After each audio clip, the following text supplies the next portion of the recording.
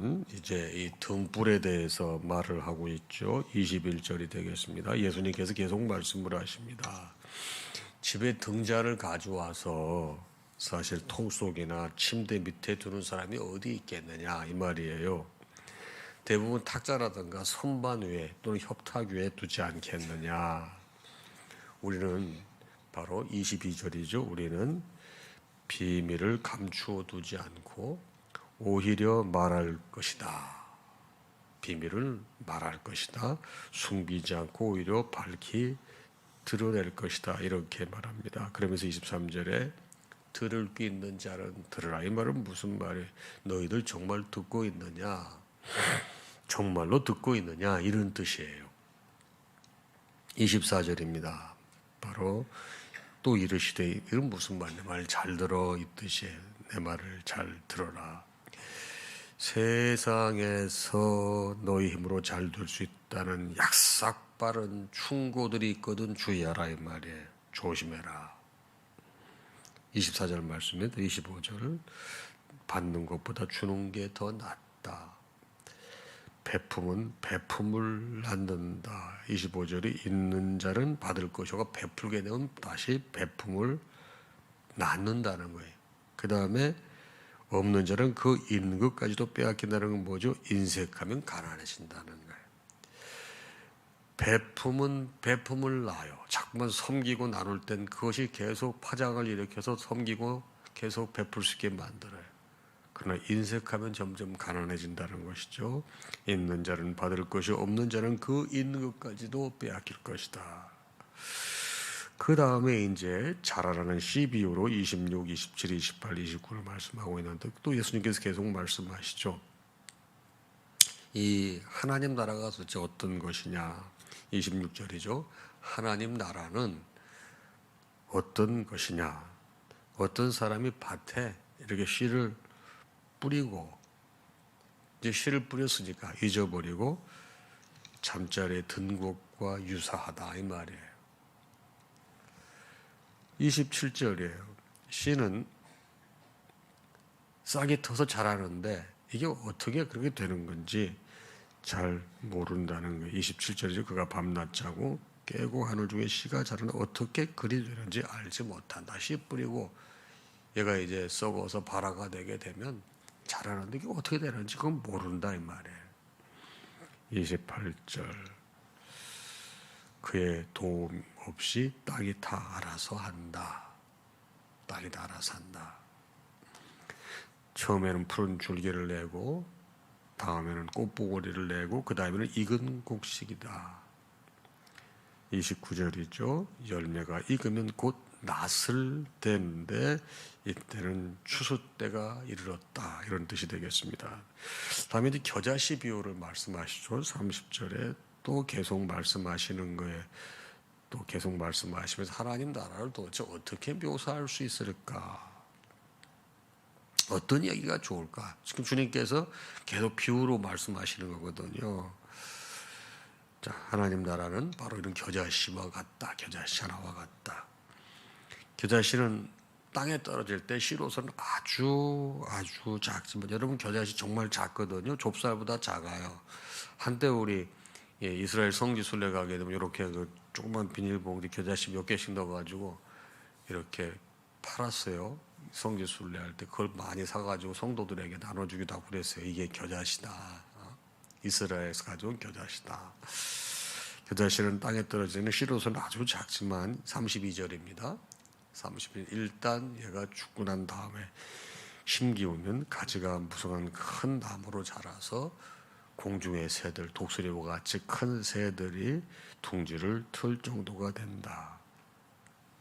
33절입니다. 주님께서 이렇게 많은 비유로 말씀하시는데 바로 그 사람들이 경험과 성숙도 수준에 맞게 이야기를 들려주십니다. 마지막 34절이 되겠습니다.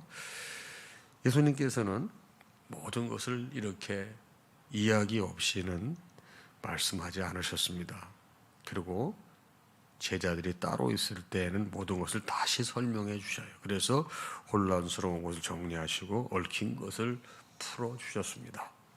자, 이것이 이제 오늘 말씀의 전체 내용이 되겠습니다. 예수님은 제자들에게 사람들이 등불을 가져오는 것은 등경 위에 두려고 하는 거야. 그러면서 내 말을 마음에 새겨들어라. 하나님 나라는 어떤 사람이 밤낮 자고 깨고 하는 중에 씨가 자라나는 것과 같다. 또 동시에 하나님 나라는 겨자씨 하나과 같아서 심을 때는 아주 작지만 자란 후에는 모든 풀보다 나무보다 커져서 공중의 새들이 깃든다. 이렇게 설명을 한 거예요. 자, 그러면 우리 예수님께서는 제자들에게 또 많은 사람들에게 이런 비유로 어떤 말씀을 전하고 싶으셨길래 이러셨을까요? 이러한 말씀들은 여러분과 저에게 어떤 의미로 다가갈까요? 먼저 이 등경의 등불은 예수 그리스도를 말하는 거예요. 자, 예수 그리스도를 말하는데요. 세상의 등불이시고 빛이신 예수 그리스도에게 초점을 맞추는 거예요. 여러분, 예수 그리스도가 내 삶에 들어오게 되면 어떻게 돼요? 어두웠던 것이 밝아지게 되므로 내 속에 숨겨졌던 은밀한 죄들이 다 드러나는 거예요. 맞죠? 여러분, 우리가 예수가 들어와서 내 속에 숨겨있던 은밀한 죄가 드러날 수 있다고 하면은 은혜 중에 은혜인 것입니다. 아까 제가 잠깐 기도할 때 말씀이 내 마음에 아픔이 되고 상처가 될 때 이 은혜라는 제가 내용의 기도를 했습니다. 여러분, 우리가 학교 다닐 때는 뭐 선생님을 통해서 이런 것도 듣고 저런 것도 듣고 선생님한테 야단도 맞고 그러지 않습니까? 근데 이렇게 장성한 사람에 대해서 어디서 야단을 맞아보겠어요? 부모님 안 계시면 야단할 사람도 없어요. 요즘엔 야단 시작은 큰일 납니다. 그런데 우리는 믿는 사람들의 우리 말씀이 우리를 깨닫게 하기 위해서 빛으로 예수께서 오셔서 우리의 은밀한 것을 보게 만들어 주세요. 이게 바로 등경 위에 등불 드는 거예요. 여러분, 침대 아래 두지 않아요. 어떤 상자 속 안에 불을 넣는 거 아니에요.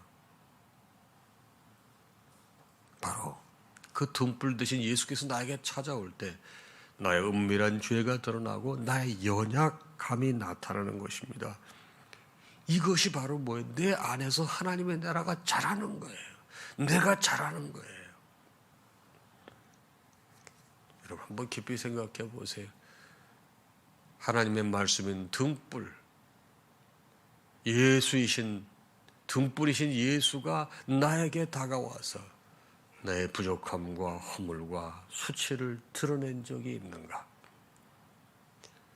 부족함과 허물과 수치가 드러났을 때 여러분 영적으로 성장할 수 있는 기회잖아요. 여러분, 그거 한번 생각해 보세요. 이렇게 드러났는데, 깨달아졌는데 내가 다시 덮어버리진 않았는가? 주님께서는 이거를 우리로 하여금 깨닫게 하고 오시는 거예요. 그래서 때때로 예수가 왔을 때 어떤 사건들이 생겨요. 내가 정말 싫어하는 사건, 불편해하는 사건, 생각지 못한 사건들. 그러나 그러한 사건들이 나를 더욱더 나되게 만들고 주님과 가까워지게 만드는 사실.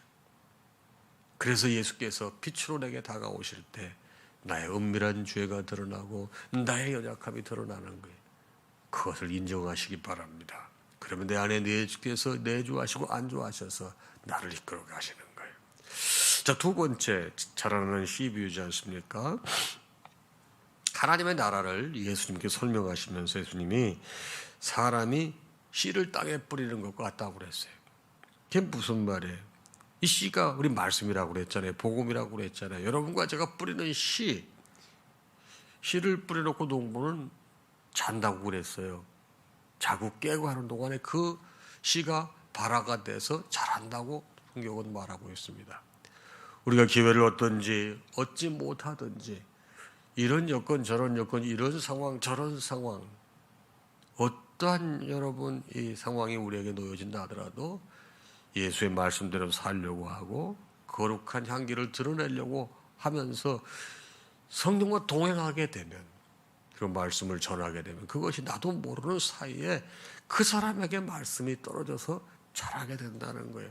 어제 말씀드렸잖아요. 씨 뿌리는 사람의 비유 4가지에 대해서 말씀드렸잖아요.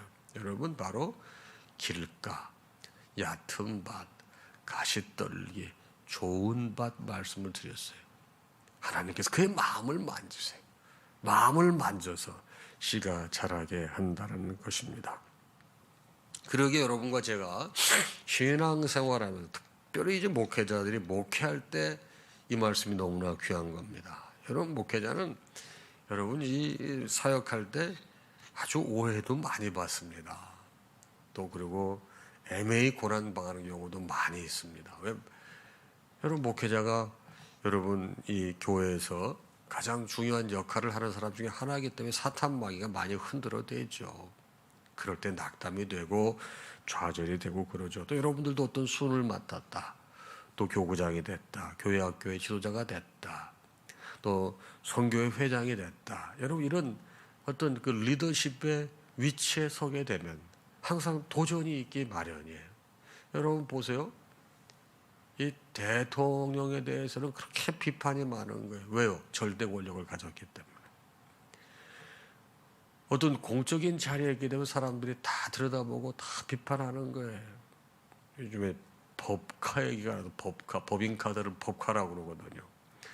근데 지금 뭐 당 후보 아내가 그걸 썼다는 게 지금 문제가 되지 않습니까? 왜요? 중요한 역할을 하려고 그러니까 다 드러나는 거예요. 다 까발리는 거예요. 근데 들여다보게 되면 나름대로 억울한 이 내용도 있을 거예요. 근데 그런 게 여러분 잘 해명이 안 되는 거예요. 그러니까 우리가 해야 될 일은 뭐예요? 첫째, 사람에게 실망해서는 안 된다. 주의 일을 할 때. 목사라고 그래서 장로라고 그래서 항상 옳은 얘기하고 항상 은혜로운 얘기하는 거 아니에요. 진짜 말도 안 되는 얘기를 목사도 하고 장로도 합니다. 그때 성도들이 상처도 받고 어떻게 그럴 수가 있지? 그래요. 이게 사람이기 때문에 그래요. 우리가 잘해야 될 게 뭡니까? 그럴 때 사람에게 실망하면 안 돼요. 또 환경에 낙심해서도 안 돼요. 우리는 다 아는데 그걸 잘 못해. 하나님 보고 신앙생활 하는 건데 자꾸만 우리 눈에 보이는 사람들이 걸기작거려요. 우리의 믿음이 그걸 넘어서야 되겠습니다. 여러분 그걸 넘어섰을 때 그들을 여러분이 영적으로 이해할 수 있게 되는 거예요. 아무리 교회 직분이 중요하다 하더라도 직분보다 더 중요한 게 뭔지 아세요? 주님과 나와의 관계입니다. 주님과 나와의 관계가 건강하게 되면 잠깐 그것이 내 마음에 불편하고 상처가 될 수 있을지 몰라도 평안하게 잠을 잘 수 있는 거예요. 여러분 애매한 소리 들어봐요. 속 뒤집어지죠. 속 뒤집어져요. 잠 안 와요. 본기 탱천해지는 거예요. 근데 하나님 나라는요. 그래도 자라요. 씨가 뿌려지게 되면요. 씨가 여러분 제가 다 마음밭에 뿌려진다고 어제 말씀드렸어요. 이 길가 같은 마음밭. 여러분 그 얕은 마음밭. 가시떨기 같은 덤불 같은 마음밭, 좋은 밭. 그래서 어떠한 형태로든지 하나님 말씀은 뿌려지는 거예요. 어떤 사람의 마음에든지 뿌려지는 거예요. 그런데 제가 사람에게 실망하지 말고 환경에 낙심하지 말라는 거는 그런 상태가 됐을 때 이거를 주님께 맡기고 나가는 거예요. 여러분 애매한 얘기 들으면 억울해서 막 변명하고 싶죠.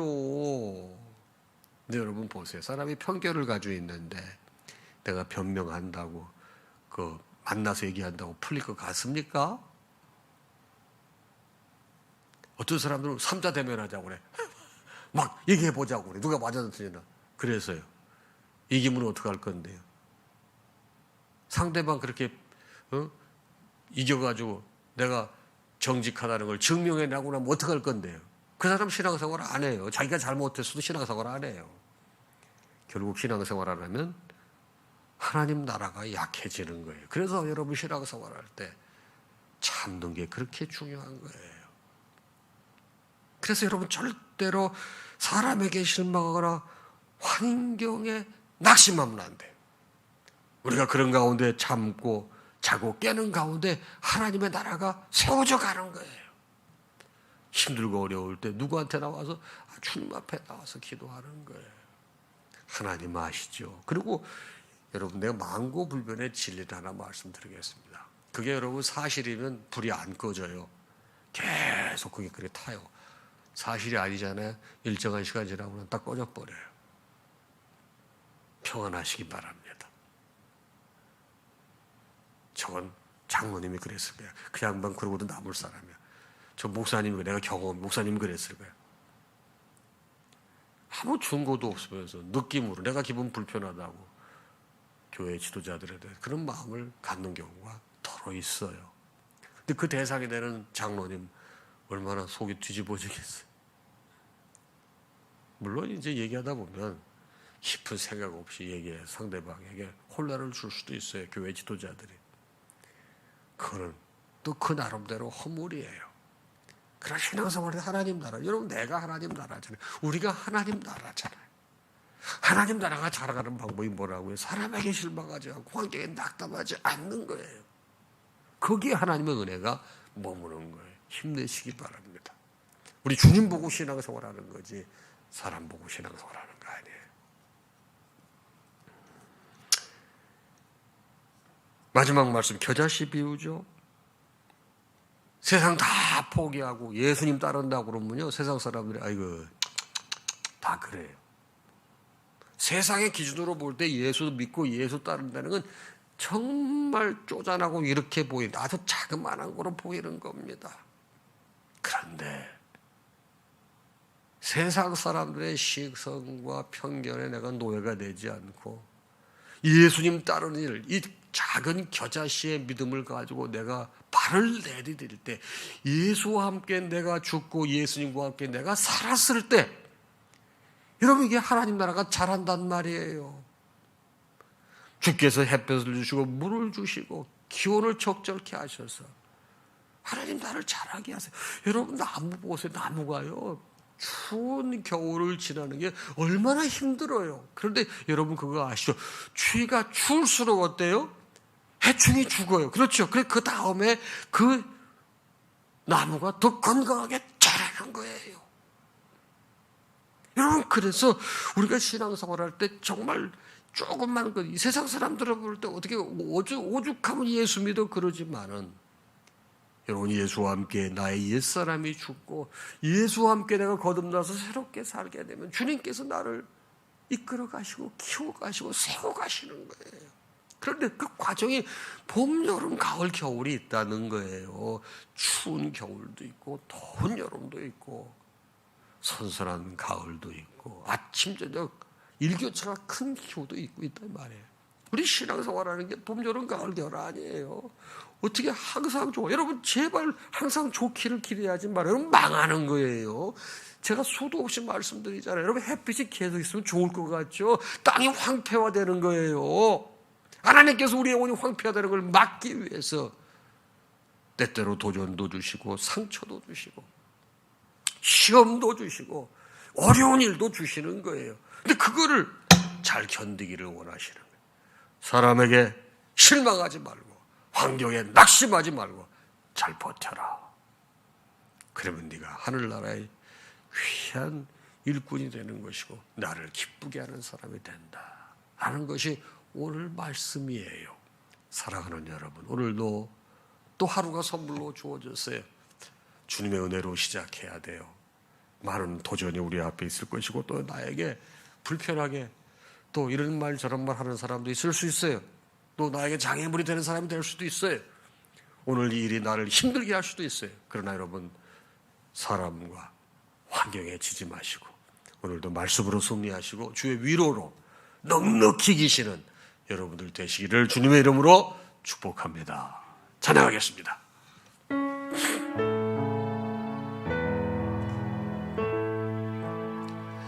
모든 영광 하나님께,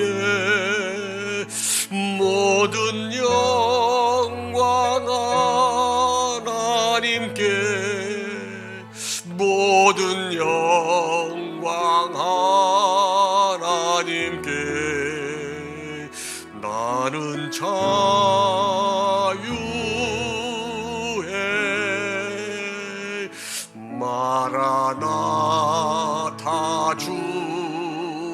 오신다. 마라나타 주 오신다. 마라나타 주 오신다. 나는 자유해.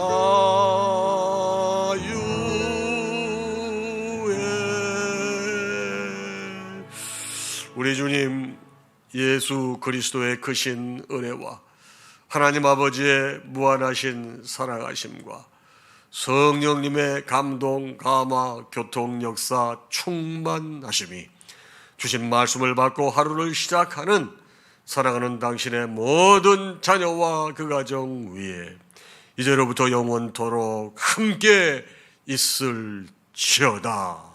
아멘.